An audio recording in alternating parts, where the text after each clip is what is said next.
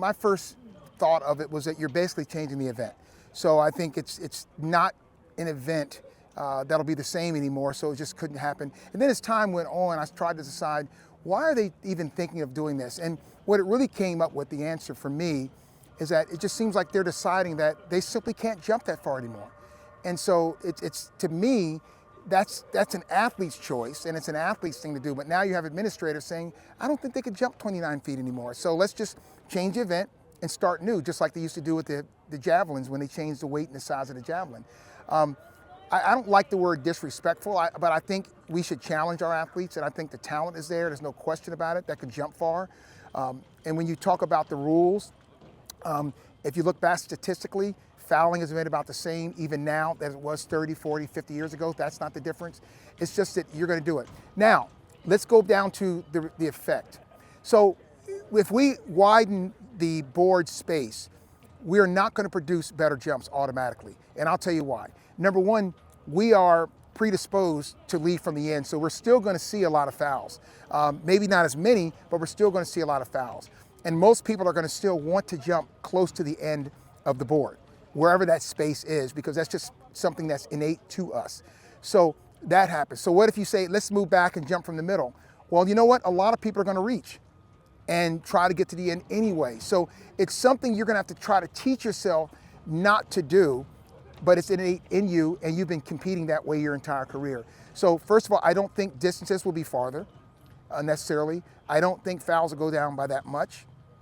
And it'll create tremendous amount of confusion, because really the only way it can be done is at the international level where they have the money to do it. And even then, it's not as easy as people think, because you're trying to find two different marks in two different places that are not in a stagnant spot. So now you're trying to find a rolling start and a rolling finish and measure those in quick real time. That's extremely challenging, and that's what I think is a thing they haven't thought through. It's an extremely difficult event. I think the big problem is that the average person does not understand the challenge of the long jump. And I've said this more than once, that it is the most difficult event in track and field, because it's the only one probably that we are genetically predisposed not to do correctly. You know, everyone reaches. If you're just a John down the street or a Jane jumping, you're going to reach because you don't want to fall on your face. So therefore you have to get beyond that. And so that's the big thing about it. And so when I hear people talk about the long jump all the time, it's like, oh, well, you know, just go down and you have speed. Well, Mike Powell was not as fast as I was, but he jumped farther than I did. You just have to have technique. Yes, I understand that. You have to have consistency. You have to have that. These are things you have to have. And that comes from understanding what to do. Now, the thing that challenges me is that every single person that's ever jumped 29 feet is alive. They're never consulted. So what did the best do? What did the people that were consistent? What did the people that jumped far? And even the ones beyond them, like Pedroso or these type of people, or Dwight Phillips, who didn't jump 29, but they jumped far. They're never consulted. And we would have ideas. So the thing is that I've been in coaching now for 10 years, and I'm completely open to anyone that wants to have a discussion about the long jump. But when I talked about, which was kind of an interesting thing, when I said online that I thought it was the most difficult event in track and field, well, for the next couple of weeks, all I had was, no, it isn't, blah, blah, blah. And so I came back and I said, well, an interesting thing happened to my question. No one actually ever asked me why I thought of that. It was always immediately your answer. Well, it's the same people that in most cases are saying, oh, all the best long jumpers are playing football, they're sprinting. No, they're not. That rate hasn't changed, so let's not stop with that. The reality is that most people stop long jumping because it's too hard. You see it all the time. They jump through high school, they get to college, they're sprinters and they're jumpers, and then they stop. It's entirely too hard, so they stop. We're not in a society that takes on the tough things anymore. So it's a difficult event, and a lot of people cannot do it well and consistent, so most people stop. I know why the world is not jumping farther. I see it. And it's really the last three steps is what's going on, why people are not jumping farther. It's a more complicated discussion, but that's the number one reason, the last three steps. The number two reason is the approach. Now, people can start their approach how they want, they can clap, they can do everything, but let's just think about this. If you're doing something different, you're trying to run 50 meters, 45 to 50 meters on an approach, and you're trying to hit an 8-inch board, but every time you start, it's different. How are you going to be consistent? It makes no sense. So the best approach is the most boring approach. And I'm not for clapping, I'm not for skipping and running, and that's just a fact. If you want to do that, that is on you.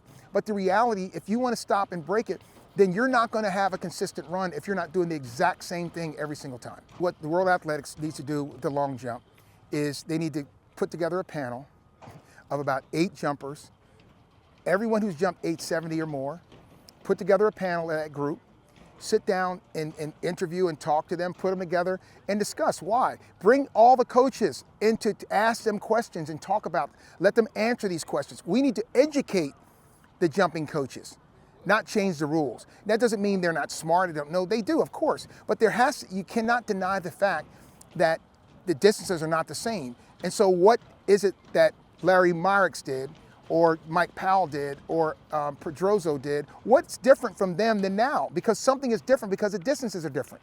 And it's not drugs, because they were all clean, they were all great athletes, but it's the way they jumped and what they did on the runway. So I think the best thing to do is bring those people together, bring all the best jumpers together, and create a forum where they can educate people on how to make these performances. That's what it's about, it's education. Who's going to win the men's 100-meter gold in Paris? I have never, ever, and never will make a prediction, because if I say blah, blah, blah, then they're going to say, oh, Carl said this, and blah, blah, and then everyone's going to say, they're going to hate because I said it. So no, to say that, there are 2 things I will say. Of course, I coach Sean, and I coach Devontae now, and Louis. I want the people that I work with to win. So I'll start with that. And then after that, or in the same vein, the United States. I'm always root for the United States. I think that the United States will probably win it again.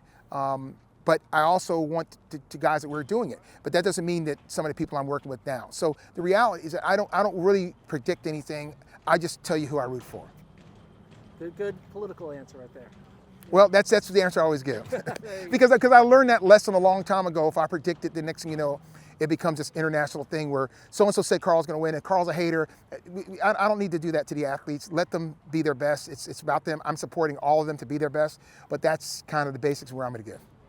Can USA men break the world record in the 4x1? The USA men can break the world record without question. Will they is the question. I know Mike Marsh is technically in charge of the relay, and I hope that they get it around, because it's crazy to think that the United States has not crossed the line first in the Olympic Games in the relay since 2000. So it'll be 24 years, and we only lost one time in basically 90 years. So the talent is there. If they can get it done, that's the whole thing. The politics has not changed, and that's still the problem. Cautiously optimistic is the best way to say it. Thanks a lot, Carl. All right, thank you.